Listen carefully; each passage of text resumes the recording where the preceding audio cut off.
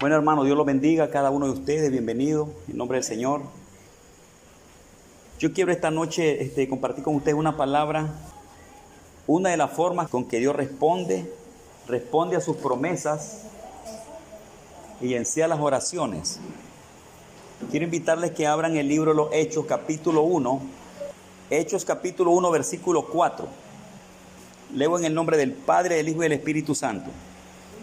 Y estando juntos, les mandó que no se fueran de Jerusalén, sino que esperasen la promesa del Padre, la cual les dijo: oísteis de mí. Porque Juan ciertamente bautizó con agua, mas vosotros seréis bautizados con el Espíritu Santo dentro de no muchos días.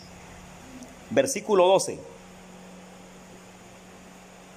Entonces volvieron a Jerusalén desde el monte que se llama el Olivar, el cual está cerca de Jerusalén, camino de un día de reposo.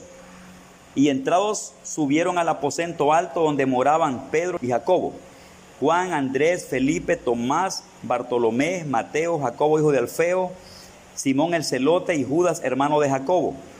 Todos estos perseveraban unánimes en oración y ruego con las mujeres y con María la madre de Jesús y con sus hermanos. Ahora Hechos capítulo 2, verso 1.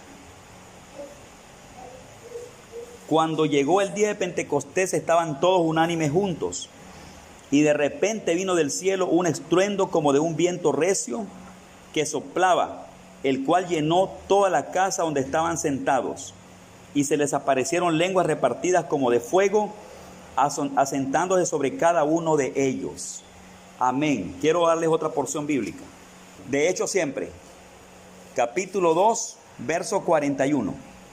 Así que los que recibieron su palabra fueron bautizados, y se añadieron aquel día como 3,000 personas, y perseveraban en la doctrina de los apóstoles, en la comunión unos con otros, en el partimiento del pan y en las oraciones. Y sobrevino temor a toda persona, y muchas maravillas y señales eran hechas por los apóstoles.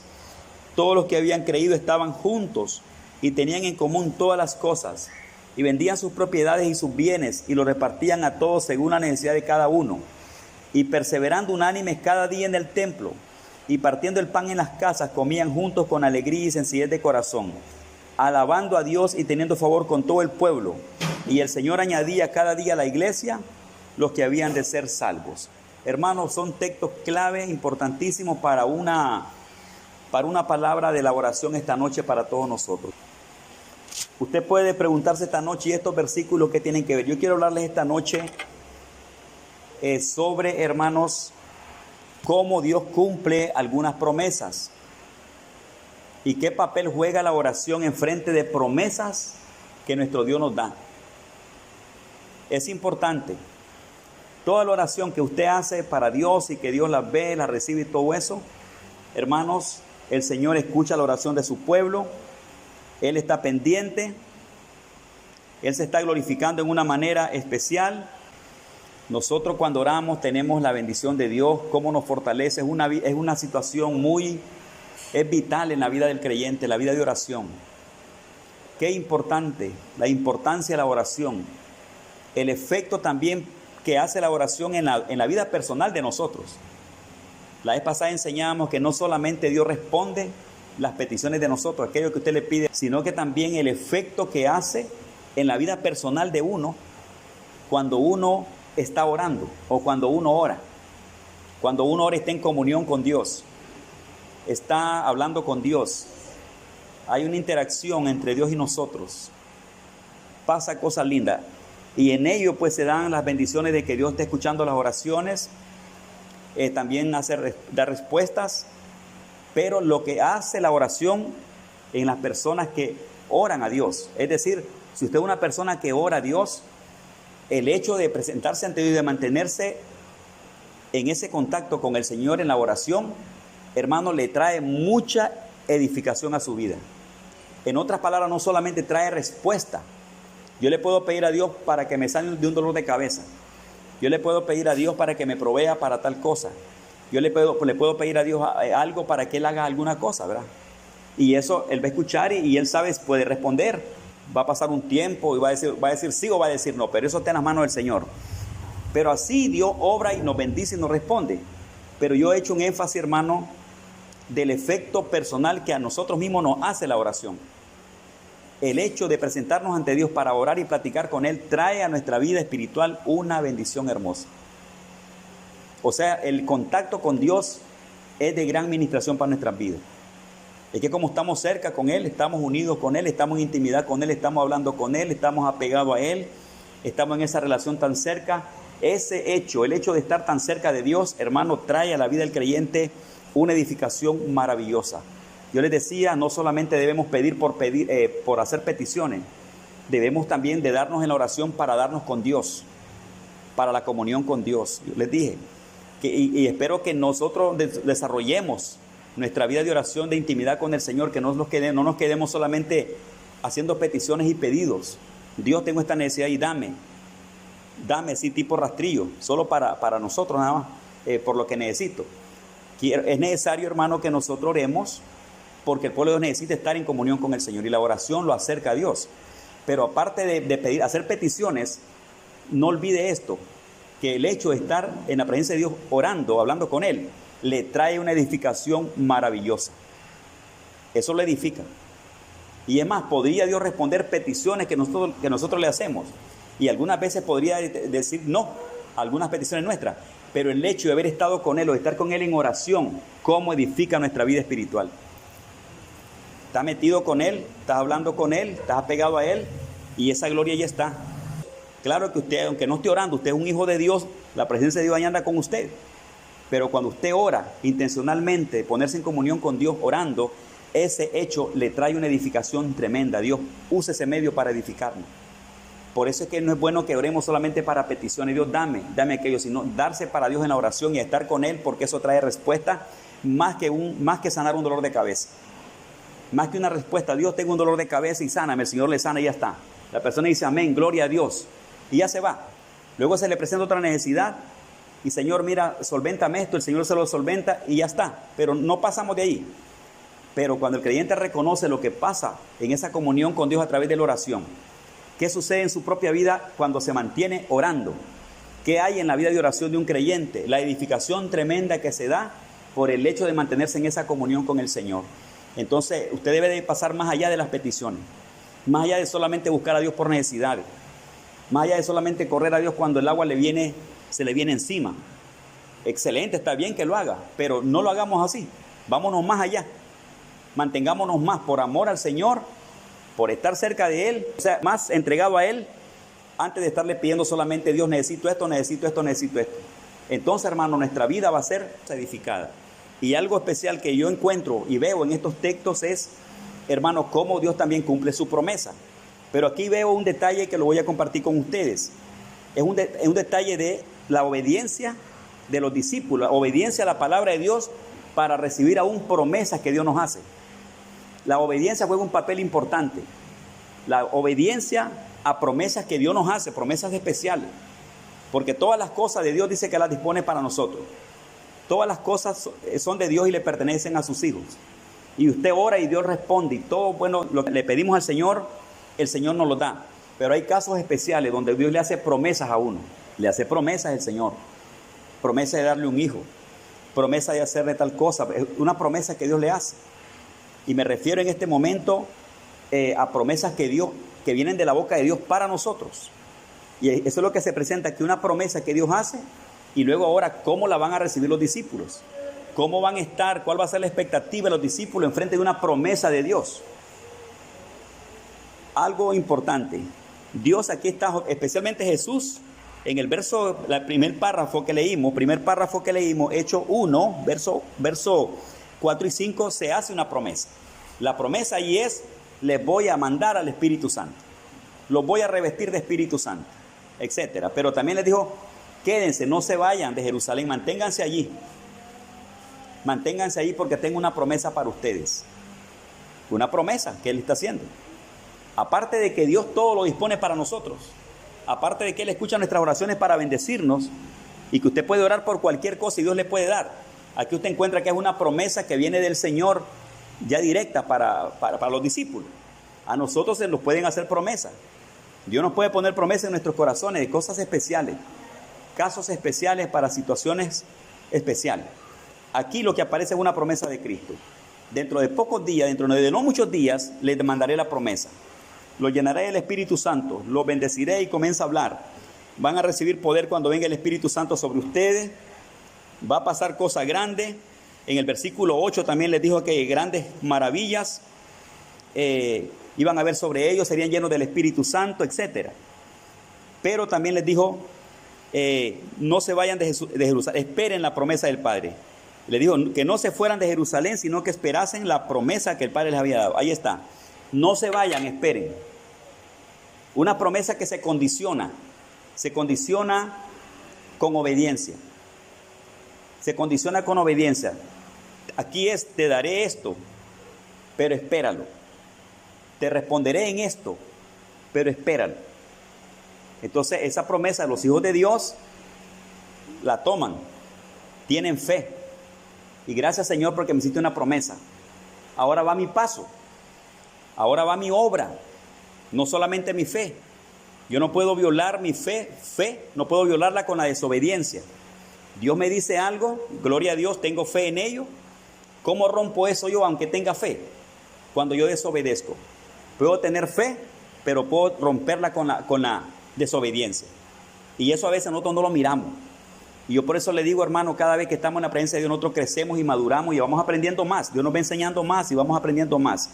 Una persona puede continuar con fe y puede desobedecer a un mandato, desobedecer una condición de parte de Dios. En este caso, Dios hace la promesa, presenta una condición, ahora ya queda la situación en manos de discípulos. Queda la situación en manos de los discípulos. ¿Cómo van a tomar esa promesa? ¿Cómo la van a recibir? ¿Cómo se va a cumplir eso en ellos? No se van a quedar solamente sosteniendo, gracias a Dios tengo fe, amén, me viene, la recibo y amén. Y luego cada quien hace lo suyo. Y anda siempre, tengo fe, estoy esperando, tú me lo prometiste, esto es tuyo, etcétera. Tú lo dijiste, amén, Señor, gloria a Dios. Ojo, condición de Dios. Cosa que ya no podemos nosotros darnos el lujo de abusar de tanta confianza, de la fe que tenemos no podemos abusar. Tenemos un Dios amigable con nosotros, un Dios amoroso, un Dios misericordioso, un Dios Padre para nosotros, un Dios que nos entiende y todo. Pero hay un detalle importante, nosotros debemos ser obedientes, no debemos de desobedecer. O sea, yo no puedo jugar con el Señor. No puedo aprovecharme de la amistad que siento. No puedo sentirme como consentido, que como Dios me ama y siento su amor sobre mi vida, entonces pues tranquilo Dios. No, hay detalles que no pueden negociarse. Con Dios hay cosas que no pueden negociarse. Hay cosas en la Biblia donde se mira que 1000 veces alguien negoció cosas con Dios. Negociaron cosas, pero siempre se miró que un principio nunca se negoció ni estuvo fuera de contexto en el Señor. Esas cosas, uno puede hacer algunas cosas de diferentes maneras sin violar un principio. Hay algo otras que son fundamentales que usted no puede moverse de lo que Dios dice allí. En este caso, a los discípulos la condición era, no se vayan de Jerusalén, esperen una promesa que les voy a enviar, y esa promesa viene cargada de grandes bendiciones. Me gusta eso. ¿Qué hicieron los discípulos, hermanos?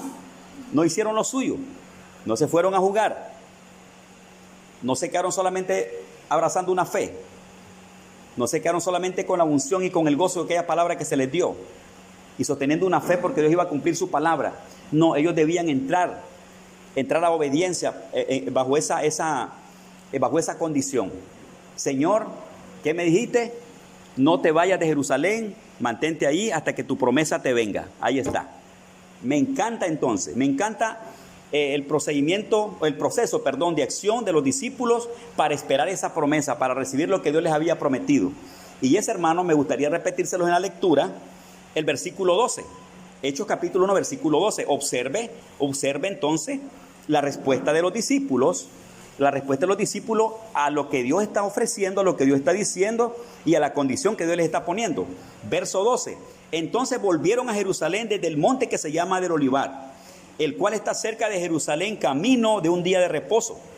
Y entrados, escucha esto, subieron al aposento alto donde moraban Pedro y Jacobo, Juan, Andrés, Felipe, Tomás, Bartolomé, Mateo, Jacobo, hijo de Alfeo, Simón el celote y Judas, hermano de Jacobo. Todos estos, escuchen, perseveraban unánimes en oración y ruego con las mujeres y con María, la madre de Jesús, y con sus hermanos. Un momento, deténganse ahí. Escuchen esto.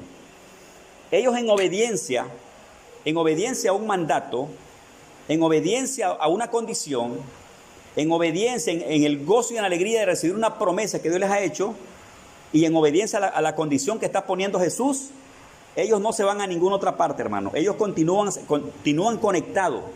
Ellos manejan aquella conexión con el Señor. Y luego usted ve que después que un ángel habla con ellos, que Cristo regresaría otra vez, etcétera, ¿qué hicieron ellos? No salieron de Jerusalén, no se fueron a otra comunidad, no se fueron a otro pueblo, no se fueron a otros pueblecitos los que habían alrededor. ¿Sabe qué hicieron? Buscaron el aposento, el lugar de oración. Ese grupo se fue en el mismo Jerusalén, entran en un aposento donde no alcanzaba mucha gente. Ahí alcanzaba un grupito pequeño, no era un grupo grande, Ahí entraron, hermano, ahí moraban, dice los discípulos, ahí estaba María, la madre de Jesús, y se metieron con ellos, dice, el grupo entró allí a orar. ¿Perseveraban en qué?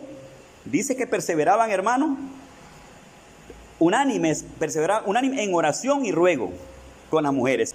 Hombres y mujeres, discípulas y discípulos de Dios, están allí esperando una promesa. ¿Cómo lo están haciendo?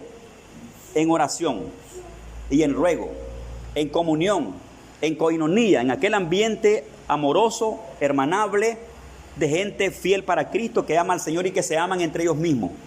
En ese ambiente, con esa fe, con esa esperanza, con esa promesa en sus corazones, esperando la respuesta. ¿Qué estaban haciendo en sus reuniones? Oraciones, ruegos, intercediendo, y muy pendiente con sus antenitas puestas a que el Señor va a responder algo que Dios dijo que iba a dar. Ellos no se han salido de la condición que implicaba obediencia a la promesa que Dios estaba haciendo, a la palabra de promesa que Dios les dio. Ahí están orando, están perseverando.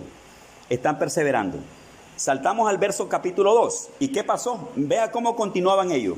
Cuando llegó el día de Pentecostés, oiga, cuando llegó ese día especial, el día de una gran fiesta que se llama Pentecostés, ellos continuaban ahí metidos, orando y clamando. ¿Qué pasó?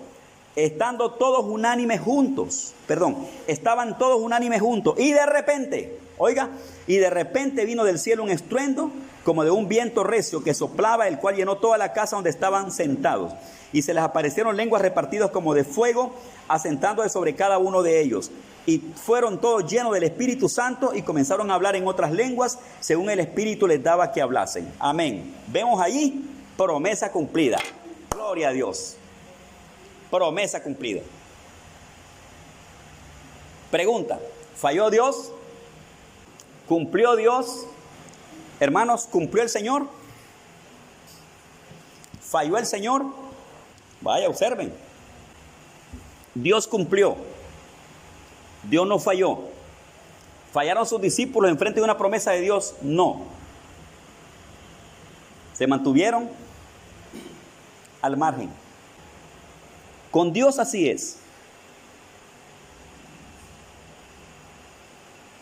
Con Dios así es.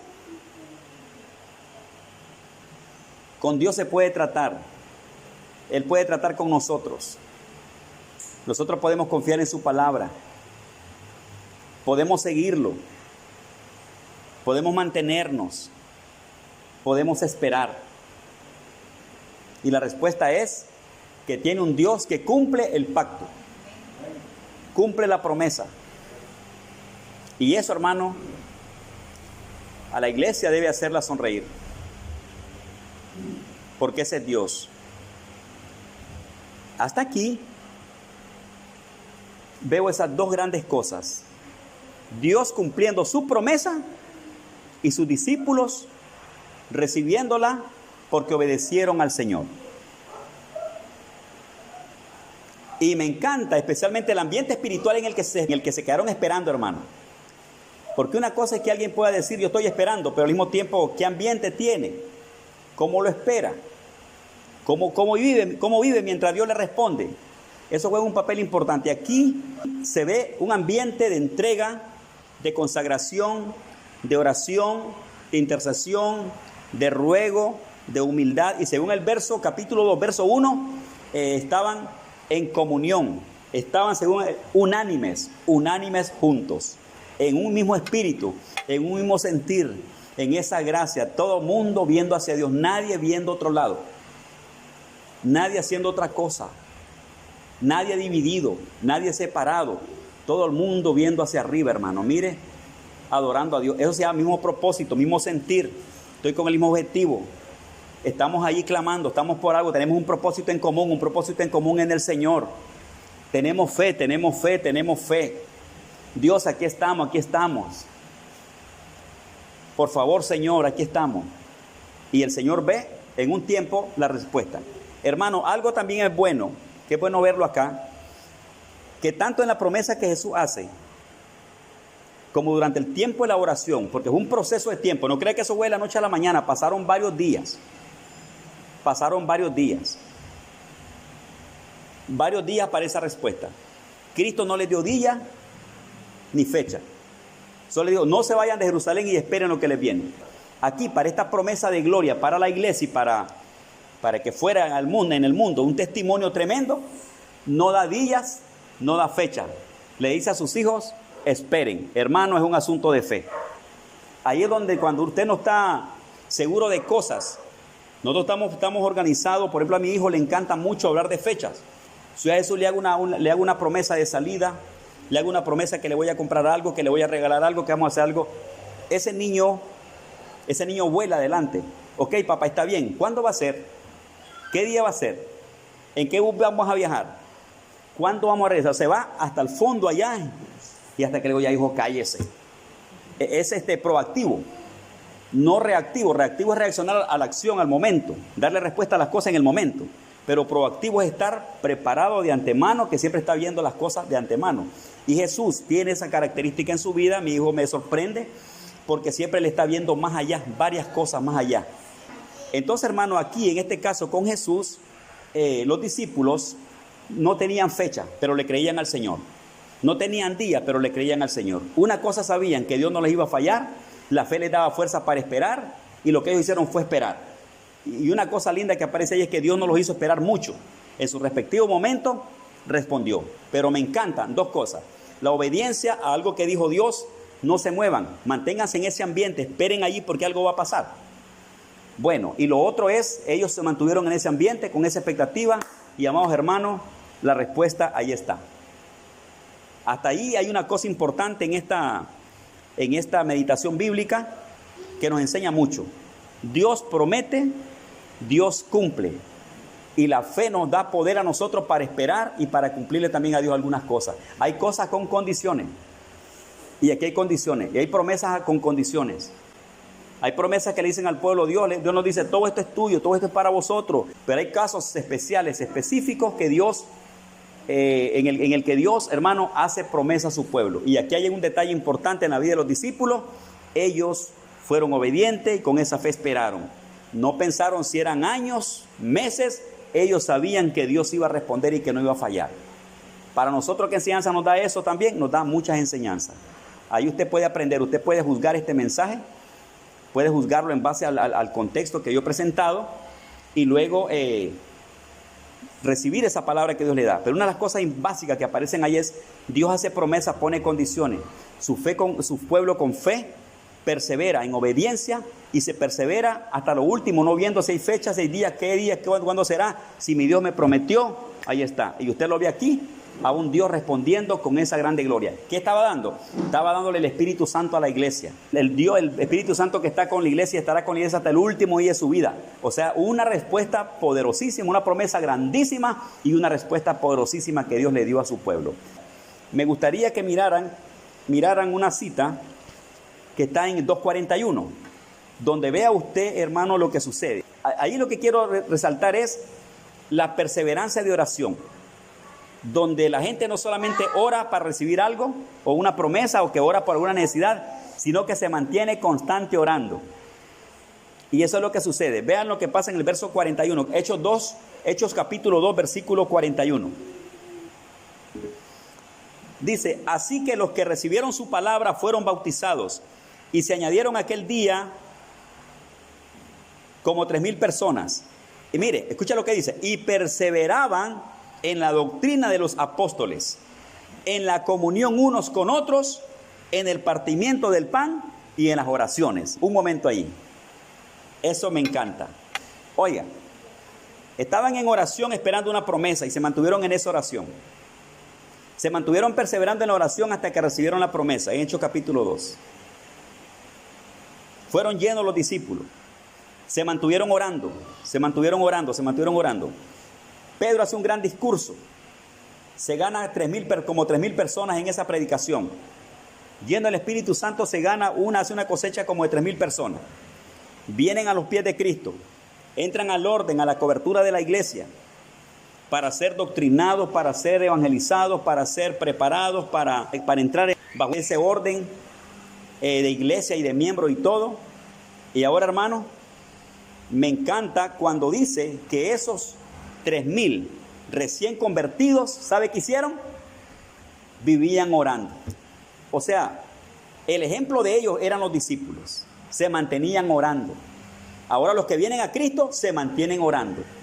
Y aquí dice, perseveraban en oración. Es decir, hermano, no solamente oraban cuando Dios les hizo una promesa, mantuvieron la oración, ganaron gente para Cristo. Y a la gente que se ganaron para Cristo también la enseñaron a orar. Y de tal manera que esa iglesia se caracterizaba por una iglesia de oración. ¡Qué lindo! Una característica de gloria respecto a la oración de esa iglesia era que perseveraba en la oración. Y todos los nuevos que llegaban a Cristo, los discípulos les enseñaban en la doctrina y enseñanza que los discípulos daban, ahí les enseñaban tanto con su ejemplo, transfiriendo vida, transfiriendo buenos modales, transfiriendo la enseñanza, transfiriendo lo que ellos aprendían, lo que ellos sabían. Los hermanos lo recibían y de esa manera, hermano, tanto discípulos como iglesia, como pueblo nuevo que se entregaba a Cristo, etcétera. Todo el mundo orando, orando, orando, orando. Una característica gloriosa en la vida de la iglesia primitiva fue que de un principio sus discípulos mostraron una vida de oración, la mantuvieron con la iglesia, continuaron y todos los que venían a Cristo vivían orando, orando. Lo demás es explosión. Lo demás es explosión. Es lo que sucede después de aquí, de estos textos de oración. Lo que sucede con la iglesia primitiva, desde este punto para allá. Comenzó a derramarse la gloria de Dios poderosísimamente. Y lo demás son testimonios de gloria. Aceptaron a Cristo, se unieron y vivían orando y orando. Lo que viene después de aquí, de estos 3,000 en oración, en ruego, clamando y en aquella vida de comunión, hermano, lo que sigue más allá, según el testimonio bíblico, es una explosión de gloria. Cómo el Espíritu Santo se movió en la iglesia. Yo les predicaba un poquito de ello el día domingo, de lo que pasaba en ese tiempo de gloria con la iglesia. Pero hasta hoy, quedémonos en esto, hermano, que la iglesia primitiva mostró una gloria de oración, de intercesión, y que eso hizo que Dios hiciera cosas grandísimas a favor de la iglesia. Una de las cosas que aprendemos es que la iglesia no es sin la vida de oración. Nosotros debemos entender que como iglesia que somos, no debemos, hermano, descuidar nuestra vida de oración.